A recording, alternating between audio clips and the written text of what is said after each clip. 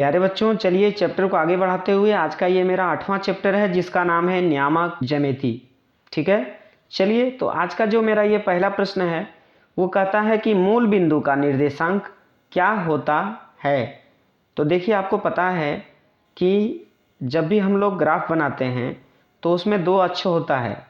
ये देखिए, सबसे पहले तो हम आपको इसका बेसिक जानकारी दे दूं। देखिए, ये दो अक्ष है, इसको हम y अक्ष कहते हैं, ठीक है, और इसको हम x अक्ष कहते हैं। ये हो गया x डैश और ये हो गया y डैश, ठीक है ना। x अक्ष को हम लोग क्या कहते हैं, भुजा कहते हैं, और y अक्ष को हम कोटि कहते हैं। इस बातों के ऊपर आप ध्यान रखेंगे, ठीक है। इसको कहते हैं भुजा और इसको कहते हैं y अक्ष को कोटि, ठीक है ना। चलिए अब देखिए, आपको पता होगा कि हम इधर जो लिखते हैं वो प्लस में हम लिखते हैं ना, +1 +2 +3 +3 +4 ऐसा करके हम लिखते हैं। और जो इधर जो लिखाता है x डैश के तरफ वो लिखाता -1 -2, इस तरह से हम लिखते हैं, ठीक है ना। और y के तरफ हम लिखते हैं +1 +2, ऊपर में इधर प्लस में लिखाता है, ठीक है। और y डैश के तरफ लिखाता है -1 -2 -3, इस तरह से। तो देखिए, अब यहाँ पर एक बात आती है कि इसमें 4 क्या दिया हुआ है, इसमें 4 कार्तिक तल है, ठीक है ना। इसमें देखिए 4 पाद है दिया हुआ। ये प्रथम पाद, ये द्वितीय, ये देखिए प्रथम पाद, ये द्वितीय पाद, और ये तृतीय पाद है ना, और ये चतुर्थ पाद। तो आप देखिए यहाँ पे ये प्लस हो गया। हमको पता है कि जब भी कोई बिंदु लिखते हैं, है ना, निर्देशांक बिंदु, तो पहले वो x का मान लिखाता है, उसके बाद y का मान लिखाता है।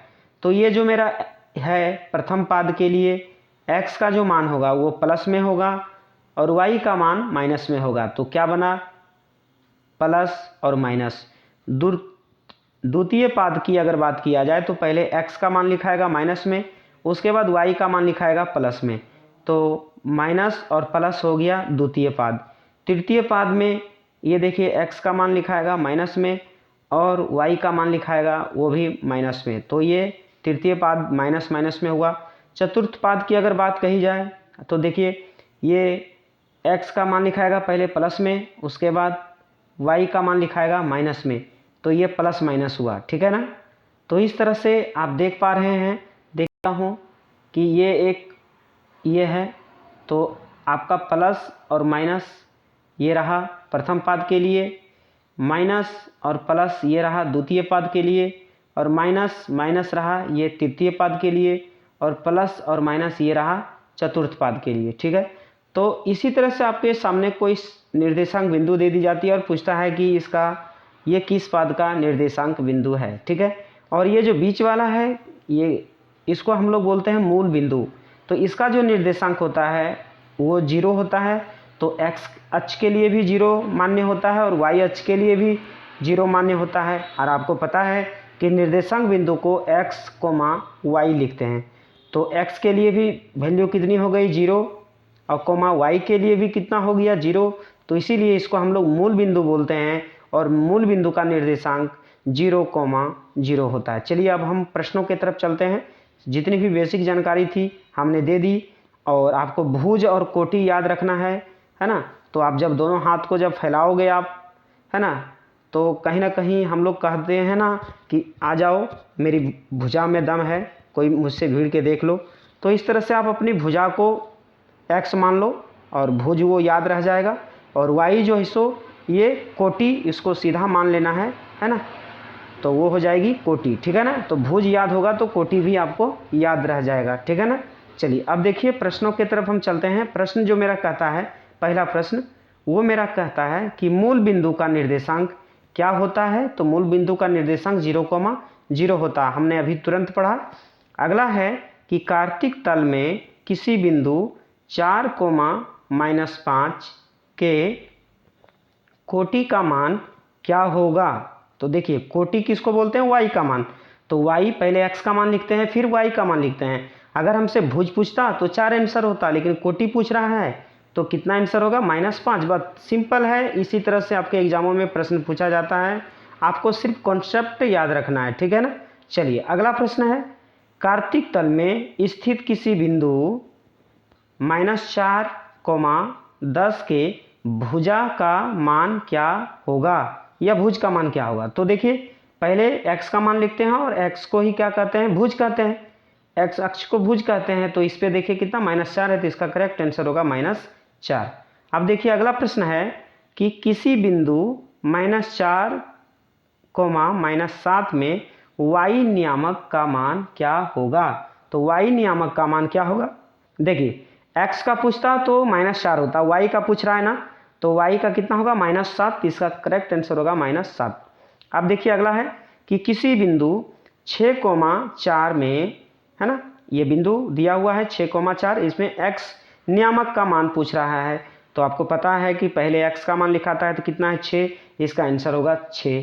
बड़ा ही सिंपल और आसान शब्दों में ये पूछता है प्रश्न, आपको सिर्फ ध्यान रखना है हर एक बेसिक नॉलेज को और आपका सही आंसर टिक लगेगा, ठीक है ना। बिल्कुल ही आसान चैप्टर है ये।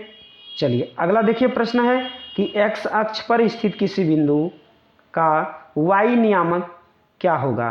तो देखिए x अक्ष पर स्थित किसी बिंदु का y नियामक क्या होगा, वो 0 होगा, ठीक है ना, क्योंकि उस टाइम पे x का जो है वो कुछ ना कुछ मान दिया हुआ रहता है, y का नहीं दिया हुआ रहता। तो y का जब नहीं दिया हुआ है तो वो उसका जो नियामक होती है ना वो 0 होती है, क्योंकि वो ना तो ऊपर जाएगी y में, ना तो प्लस की तरफ आगे बढ़ेगी, ना तो माइनस की तरफ बढ़ेगा।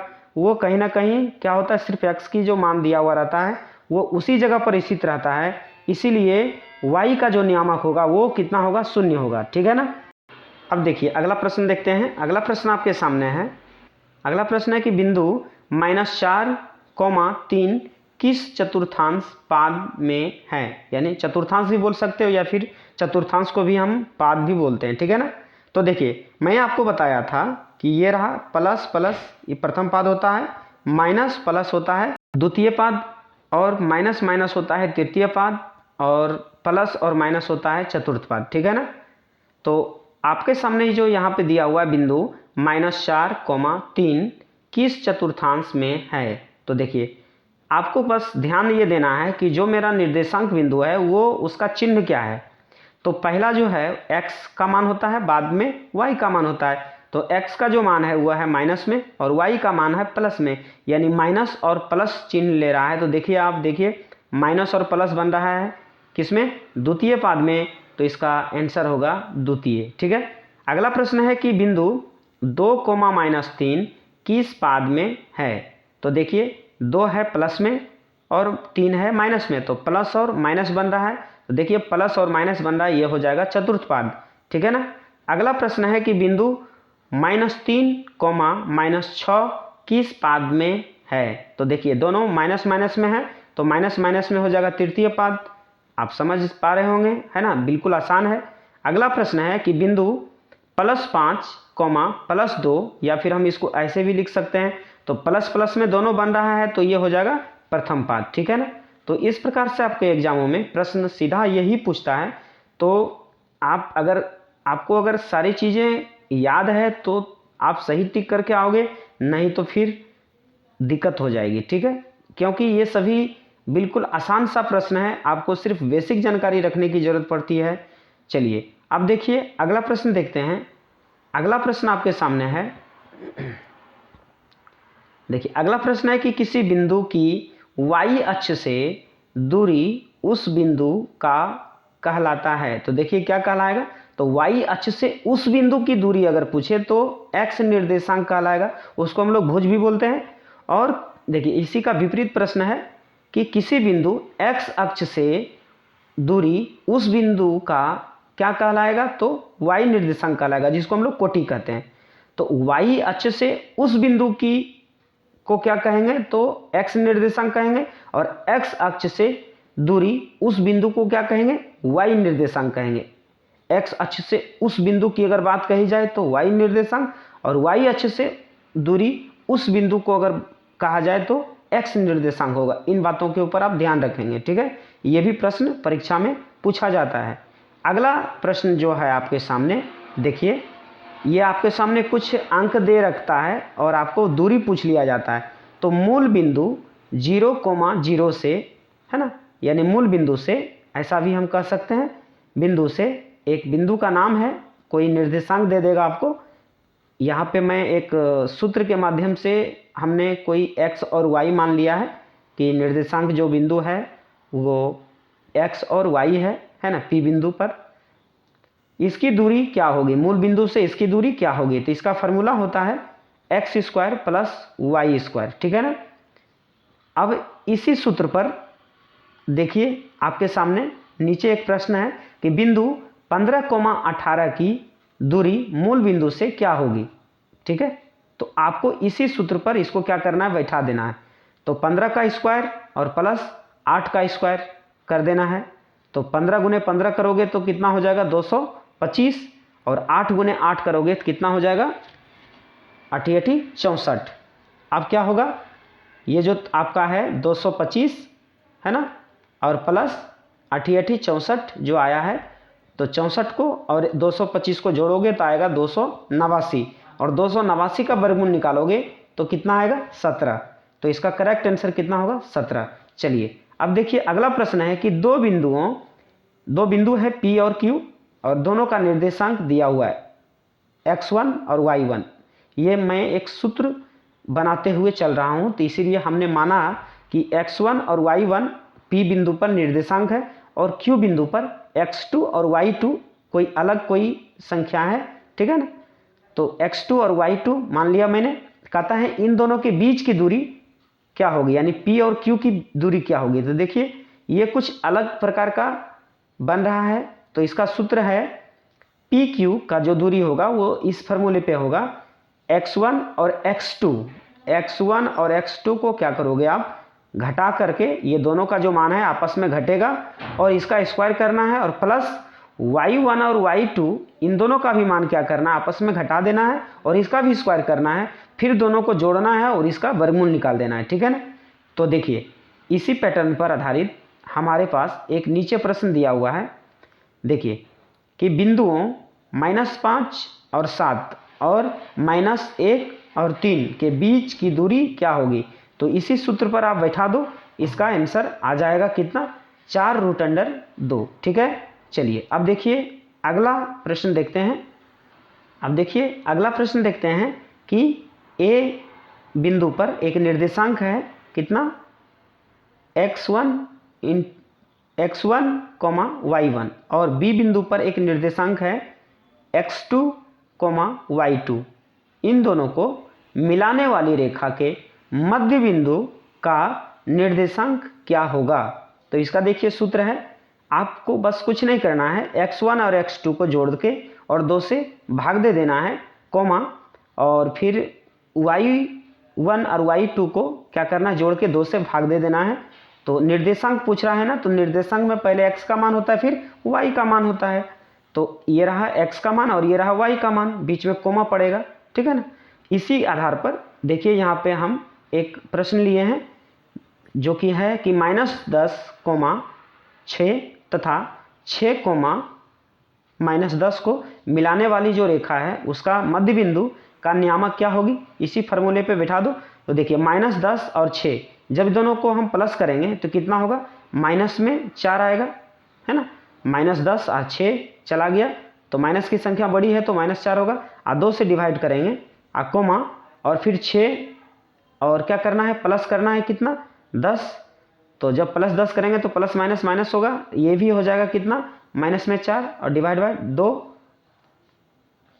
अब 2 से 2 दूना 4 और ये भी 2 दूना 4, तो -2, -2 आपका आंसर बना, -2, -2, ठीक है। चलिए अब देखिए अगला प्रश्न देखते हैं। अगला प्रश्न है, ये एक सूत्र है दिया हुआ, ठीक है ना। तो इसको क्या कहते हैं, ये जो सूत्र है आपके सामने इसको क्या कहते हैं, इसको कहते हैं अंतःविभाजन सूत्र कहते हैं, ठीक है ना। चलिए अब देखिए अगला प्रश्न है कि बिंदु दिया हुआ है 0,3, ये कहता है किस अक्ष पर है। तो देखिए ये जो है 0 वो x का मान है और ये जो 3 है वो y का मान है, तो ये जो है ये किस अक्ष पर रहेगा?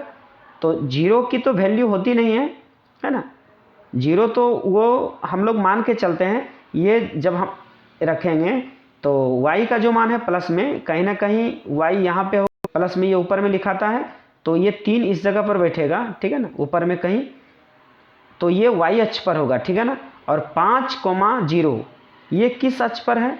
तो ये जो है सो y अक्ष पर होगा, क्योंकि यहाँ पे y का जो मान है वो 0 है, ठीक है ना। तो ये y अक्ष पर होगा, और ये जो है ऊपर वाला प्रश्न ये y अक्ष पर, और ये नीचे वाला जो है ये x अक्ष पर होगा, ठीक है ना। चलिए अब अगला प्रश्न है कि बिंदु 5 cos थीटा, 0 और 0,5 sin थीटा के बीच की दूरी क्या होगी? तो इन दोनों की जो बीच की दूरी होगी वो होगा 5, ठीक है ना। जो ऊपर में मैंने सूत्र बता रखा था उसी सूत्र पर आप बैठाओगे, इसका आंसर निकल करके आएगा 5। तो यहाँ पे ये मेरा चैप्टर समाप्त होता है। अगर आपको वीडियो अच्छा लगा हो तो ज़रूर कमेंट कर बताएं, और लाइक करना ना भूलें, और जितना ज़्यादा से ज़्यादा हो सके आप अपने दोस्तों में शेयर करें, जिससे कि और भी विद्यार्थियों को इसका फ़ायदा मिल सके। तो चलिए हम फिर मिलते हैं नेक्स्ट वीडियो में, तब तक के लिए जय हिंद, जय भारत, वंदे मातरम।